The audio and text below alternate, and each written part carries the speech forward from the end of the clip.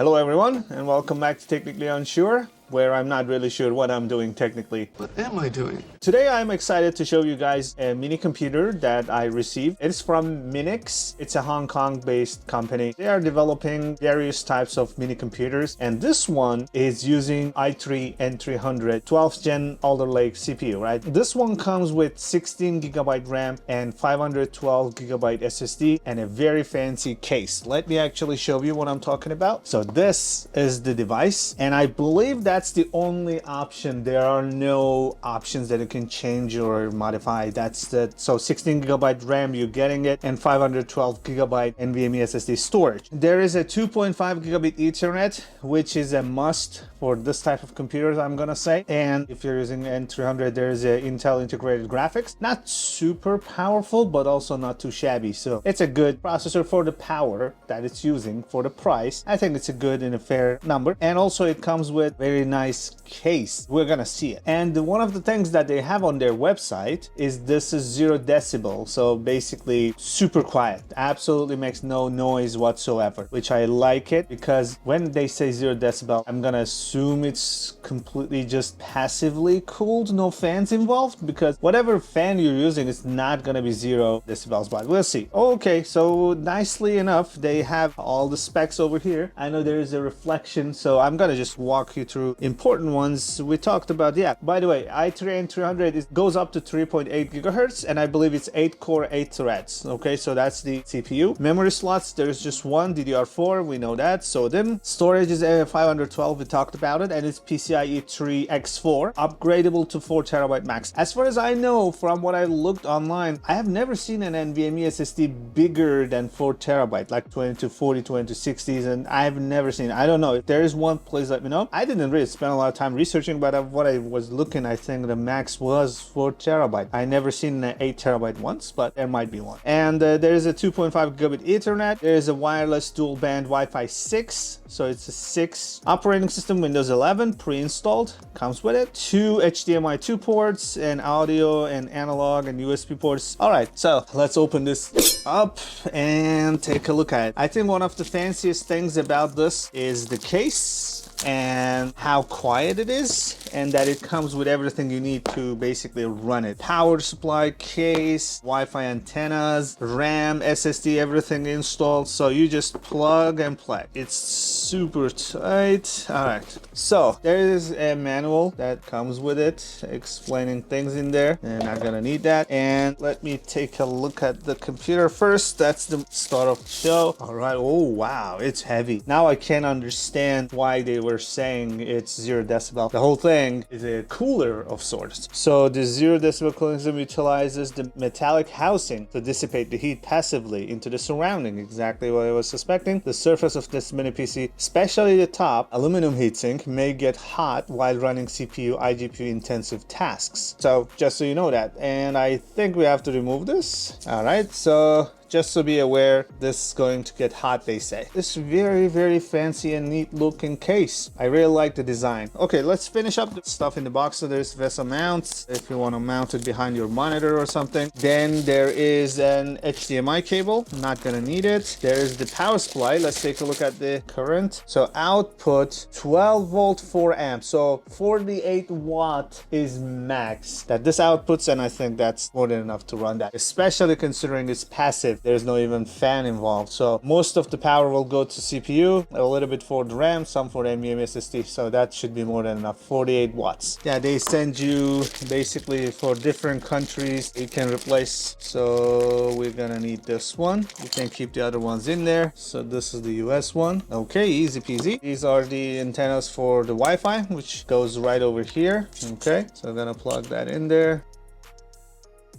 So something like that. And then there's for cable management for power and a bunch of screws. So that's all you get in the box, and put it away. All right, let me clean up. So obviously we have to take a look at inside of this. So for that, I'm going to also show you guys another thing. This was my to-go Fantic, screwdriver, and they were kind enough to send another one, which I'm excited to open it up. I'm gonna see how different this is. They're so different bits, 64 bits seems like, to be exact. Here are the list of the 64-bit driver kit, all sorts of bits, and there's also prying tools and spudger and other things for, like, let's say tablet repair, phone repairs, and all that stuff. I really like their screwdriver, the automatic one that I'm using for all my opening things up, right? Every time I open a case or a computer or something, I'm using that. So there is a strap over here that's grounding, and I don't really use those. I don't know, static electricity, there's a lot of videos about it. I never had issue like that. I don't think my body has that much charge when I'm doing some repairs like that or building a PC.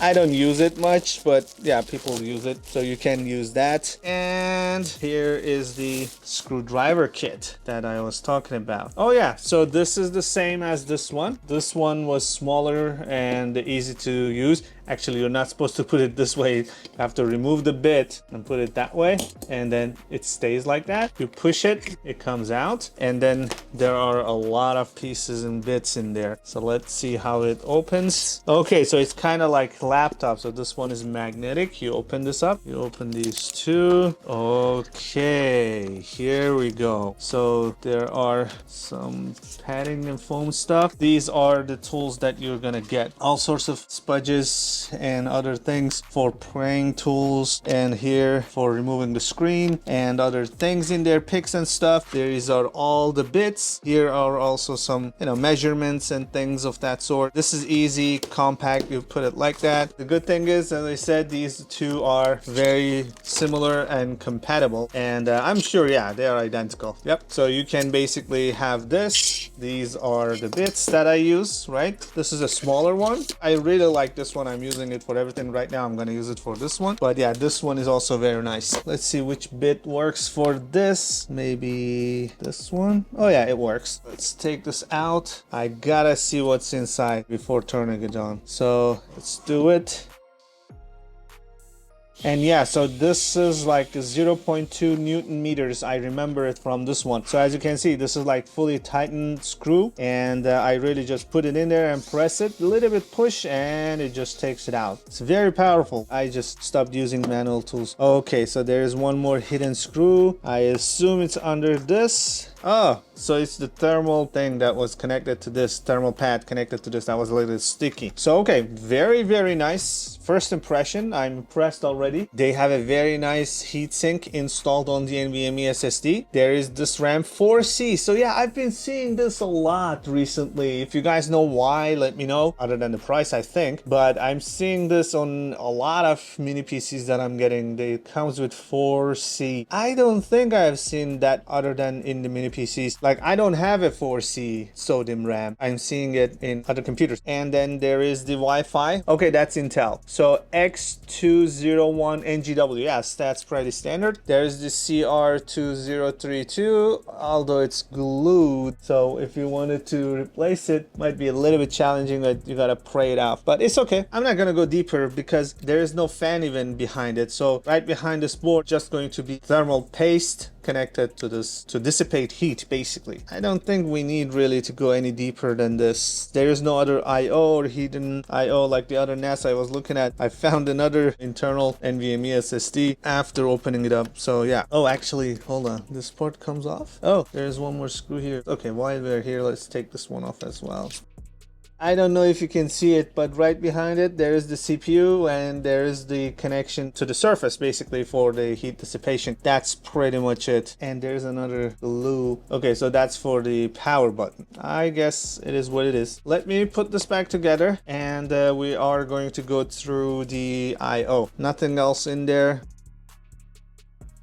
There is one more screw, which is right over here. All right, so we put it back together. Nothing special. Windows stuff in there, the same thing. Intel Core Minix forum. All right, so let's go through I/O. Basically, the antennas are over here. On this side, we have two HDMI ports, and they can do 4K at 60 Hertz. This is a 2.5 gigabit Ethernet. These ones are USB 2, and this is a 12-volt power jack. Basically, we saw that right over here. That's the power jack. And on the back side, side though. Here we have the SD card, micro SD card slot, USB-C. This is not for charging or anything. It's for data transfer only. This is also USB 3.2 Gen 2, and these two are also USB 3.2 Gen 2. Audio jack 3.5 millimeter, and the power button. That's pretty much it in terms of hardware. Actually, I think I'm going to replace the NVMe SSD with what I have. So I have my own Windows and tools installed in there. By the way, if you're curious, we are going to see what is under this. The heatsink is mounted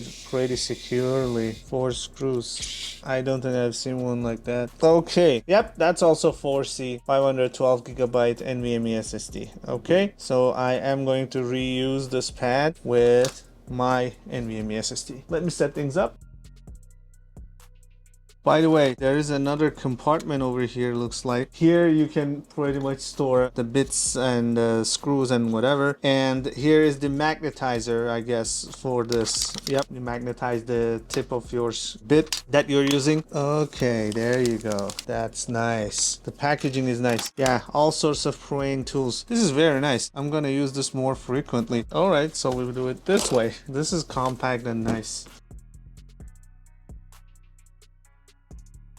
All right, so let's turn this on. Before powering it on, okay, it stays at 1.3. Okay, it started doing something. So let's power it on and keep pressing the delete button. 14 watts, 12 watts. Let's see what happens. Oh, that was fast. Minix Technology Limited, Neo Z300, 0 decibel. So you see that there's a serial number, 16 gigabyte RAM, 32 megahertz speed, and that's my Samsung 990 Pro. CPU is i3 N300, as you can see. Turbo mode is enabled. Power settings, these are all you get. Hardware monitor, right now it's at, okay, 15C. Yeah, we're not doing anything, and it's very, very cool. My room is also chilly, so it's fine. Chipset, Wi-Fi is there, Bluetooth is there, serial port, LAN port, eMMC, a LAN boot ROM, eMMC support, C states, just enabled and disabled, USB S5 wake up support, security, boot, and that's it. So that's pretty much all you have in the BIOS. Okay, that's my boot option. Let's go with this. Let's boot into Windows and see how it goes.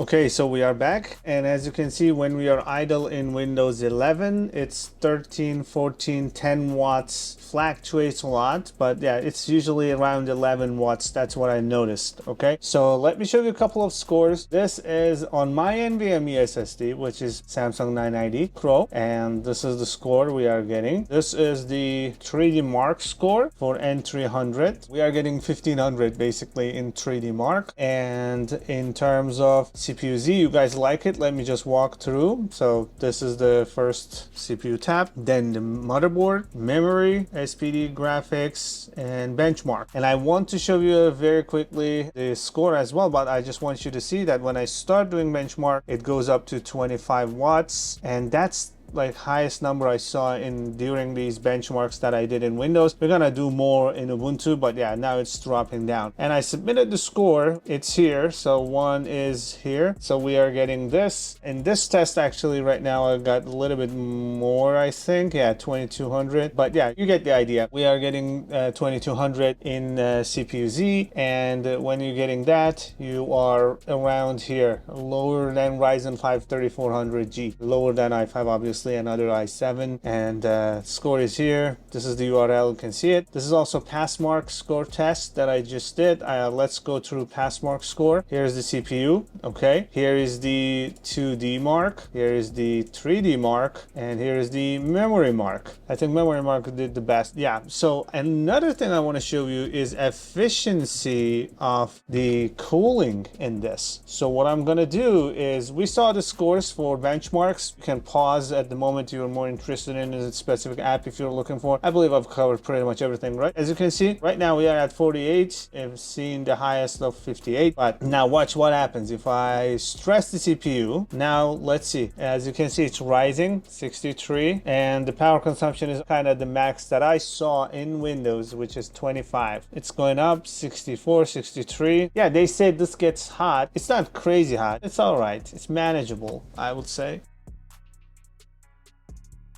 take a look at the temperatures and everything here. The hottest point is 41C. So here the power consumption went down. I believe it's a little bit throttling here, or just the CPU-Z is not pushing it hard enough. So let me just stop it and start it again. Okay, now it went back to 25, coming back to 20. But yeah, I don't know. It's probably throttling or maybe not. But yeah, here, as you can see, this is 45C. So the hottest point on the Minix computer, as you can see, is 44, 45 C, so Celsius. Okay, I get it, it's hot, but it's not really that hot. So there you have it. All right, so we saw that, we saw the scores, we saw everything in terms of thermals and all that, and it's coming back down. So 65C seems to be the highest, and I think after that it just throttled a little bit and came back down because it wasn't using all the 25 watts. It came down to 20. So anyway, we saw the scores for CPU and everything, and I'm gonna close these. In terms of gaming, I wouldn't really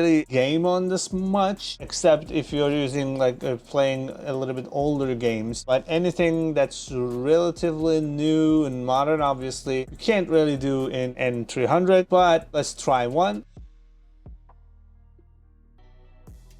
Okay, so we are in the Euro Truck game, for instance, right? And I have it on the high preset and full resolution. There is no limit really, 300 FPS, but it's not gonna reach even close to that. All right, now let's go back to the game, and we are getting 16 FPS. I wouldn't call this playable, but if you lower the resolution, lower the quality, yes, then you might be able to. But with the high preset, it's not really playable, I would say, with 16 FPS. It's very, very slow and sluggish. So that being said, let me try a lowest one, and for the resolution, let's go with 1920 1080. So 1080p resolution. Okay, so 1920 by 1080p resolution and low preset. Now let's go back and see how we're doing. Okay, so we are getting 45 frames. Yes, this is playable. Okay, 42, 45. So okay, I can play this. Yeah, this is playable, definitely playable. So you get the idea. If you have, like, yeah, as you can see, 40, 45, 39, so this is definitely playable. It's not really lagging behind. With low preset and 1080p, you can absolutely play this game. Okay, just an example. It's not really hot. Again, that's probably same 45C-ish over the top, and that's the power consumption. So what I'm gonna do is let's try a little bit on the Ubuntu side as well. You guys like that, so give me a couple of seconds. Let me shut this down and let's take a look at Ubuntu. Okay, so we are in Ubuntu 24 now, and as you can see in the fast fetch, this is Ubuntu 24 Noble and Neo Z300 0 decibel, and this is 1080p resolution and all that, yada yada yada. And here is the quick stress NG test that I ran, and we are getting 5,721 BOGO ops per second, and we are getting 172,370. Just for reference, in BOGO ops over here, by running it for 30 seconds, in Raspberry Pi 5 you usually get 870, maximum 900-ish for total BOGO ops for 30 seconds. So we are getting 172,000 here. Okay, I just want to show you one more thing. I want you to see that when we are idle in Ubuntu, it's like 8 watts, much lower than Windows. And if I do this, you will see that it goes 28 watts. Okay, and you see the temperatures over here on the right side, right? CPU usage is right now at 100%, and I did performance mode for all the cores, so you're seeing that it's getting hotter much faster, and you are seeing the power consumption is much more than what we are seeing in Windows. Okay, so we are using every single core in this computer to do this test. Another thing I didn't do in Windows was the iPerf test. Let's see if the score changed any. Okay, so we got a little bit higher score this time, so 190,000, and we are getting BOGO ops of 6,332. So 2 scores, that much difference, I don't know, it is what it is. So that's, now I'm getting 190,000 BOGO ops. So we have that as well. Another thing, as I said, is the iPerf 3. So let's do a quick iPerf 3 test. And yes, it's 2.5 gigabit Ethernet. So the other thing I want to quickly do is actually the Wi-Fi test, which we are connected. So I am going to remove the Ethernet cable, and I'm going to fix the antennas. All right, power consumption even dropped to 7 watts for a second. Yeah, so here we go. And we are connected to Wi-Fi. Now I'm going to repeat the same test, but now over Wi-Fi, okay? And we are getting 850 megabits per second, 700, 800 megabits per second. Yeah, it's dropping a little bit, but yeah, you get it, 800 megabits per second. Kind of accepted from Wi-Fi 6 device, but it is what it is. It's very fast. So it's more than enough for this device. The other test I want to do is actually a llama test. So let's run some LLMs. I think I'm gonna start slow. Let's go with a llama, run llama 3. Let's try DeepSeek 14B. Okay, power consumption immediately jump up to 22, 21 watts. Takes a while just to load. Okay, we're here. So let's use one of the old prompts, write a C++ function. Okay, now we are at 26.7. Okay, there you go. So it's running 14B model relatively fast, and we are using just 28 watts. Wow, 28 watts, and it's like a little bit higher than because probably we are also capping RAM, so we are seeing 28 watts. So anyway, this is the speed. I think this looks like 2 tokens a second-ish, but we'll see at the end. So let's fast forward and see how it does. Okay, so as you saw in there, it took a while, and it took basically 6 minutes, and we were not getting 2. It's actually 1 tokens a second. And I think it's a little bit throttled there. It was initially spiked at like 27.8 watts. It came back down to 20 watts and stayed idle in there. And we got 6 minutes and 39 seconds. I'm gonna call that 7 minutes. And we got 1.17 tokens a second. So this is on the DeepSeek 14B model, okay? And the lighter models, the smaller models like the Llama 3.1 over here, okay, these will perform much better and faster, I'm assuming, hopefully. So let's try this one. It went up to 21, 22 watts. There you go. You have the same function code here, and let's try it. Yeah, as you can see, this is much faster, definitely a lot faster. Okay, so this one is doing almost 2.5 tokens per second, as you can see here, and it took 1 minute and 49 seconds to answer the basic question. So I don't think, maybe it's not throttling, it's just goes down to 20 watts, because in this one it went down to 20 watts as well. You saw the temperatures the whole throughout the test, and you saw that in Windows, you saw that in Linux. So I just wanted to introduce you guys to this board. I believe they will give me some discount code. I will put it in the description. So if you are looking for basically completely noiseless, 0 decibel as they say, system that you can put it in your, mounted behind your monitor, put it on your desk, or even in a rack. So this one, maybe you can add some additional cooling to keep it even cooler if you want to, like those USB fans, and put it over it or something. I don't know, but this is working fine, and we just saw the results. We ran LLM models, we played some basic games, and you saw the CPU scores in Linux, in Ubuntu, in Windows with Sysbench and other tools that are dead in Windows. So it's a decent system. The basic prices, I think, like, which comes with the NVMe SSD, which is 512 gigabyte NVMe SSD, as well as 16 gigabyte RAM, DDR4 RAM, you are getting for $399 with some discount code. I think like $30-40 off. It's gonna be in my description. So hopefully for like something $360-70 ish, you can have this device. I just wanted to introduce you guys to this. I believe it's a decent system, especially this 0 decibel thing. That's completely noiseless, doesn't make any noise at all. There's no moving parts in this, basically no fan, no nothing. It's just passive cooling. It's a nice device and very, very low power consumption. If you want to use it for other devices, like running a server on this, you can absolutely do that. You can run a Proxmox on this. I did it in some other videos on an N300 system. You can run a Proxmox on this and run like 2, 3 Ubuntu, Debian, whatever virtual machines or containers. It will be able to handle maybe even more than that, but I'm just saying. Sorry, right before leaving, I want to try one more thing for you guys who want to tweak around BIOS. I just want to see if we can read the BIOS. So this is Z300.bin. Oh yeah, it works. So there you have it. If you wanted to play around BIOS, program it, read it, write to it, whatever, you can do it. There you go. I read it. So 16 megabytes. So I read the BIOS with flash ROM within the Ubuntu. Okay, so it's open kind of, and it's connected, and you can read it, write to it, all that. I just want to show you guys that is also a possibility. You don't need the SOIC8 clip for this one. Okay, so hopefully you guys enjoyed this video. Thanks for watching, and please let me know what you think down below, and I will see you guys in the next video. Bye for now.